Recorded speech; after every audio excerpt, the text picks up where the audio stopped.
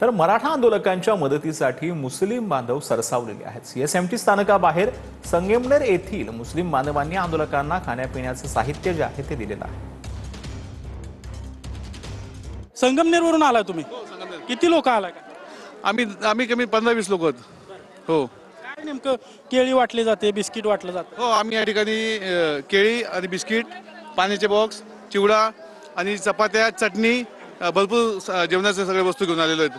काय भावना आहे नेमकी? आंदोलन चालू आहे, मनोज जरांगे पाटील यांचं गेल्या 4 दिवसांपासून आंदोलन चालू आहे। या ठिकाणी हे जे आंदोलन चालू आहे, संविधानिक मार्गाने जरांगे पाटील मराठा समाजाच्या भूमिका मांडत आहेत। मराठा समाजाला जे आरक्षण पाहिजे, आज जो शोषित पीडित मराठा समाज आहे त्यांच्यासाठी जरांगे पाटील लढत आहेत आणि ते आमचे हे मराठा बांधव आमचे बांधव आहेत, मोठे बांधव आहेत आणि म्हणून आमची माती आमची माणसं फक्त एवढंच एक उद्दिष्ट ठेवून आम्ही आमच्या लोकांसाठी आम्ही आज या ठिकाणी छोटीशी सेवा घेऊन आम्ही या ठिकाणी आलेलो आहोत। आमच्याकडेच आमच्या 2 गाड्या जे भरून आलेल्या आहेत ते 10,000 लोकांची आम्ही जेवणाची व्यवस्था केलेली होती आणि जसं आमच्या भावाने सांगितलं, संविधानिक मार्गाने जरांगे पाटील आज आंदोलन करीत आहेत, तर सरकार त्यांच्याकडं त्यांची अडवणूक करत आहे, रस्ते अडवलेले आहेत, म्हणजे जेणेकरून तिथं मदत पोहोचणार नाही अशी परिस्थिती निर्माण केली गेली आहे आणि पाण्याची व्यवस्था नाही।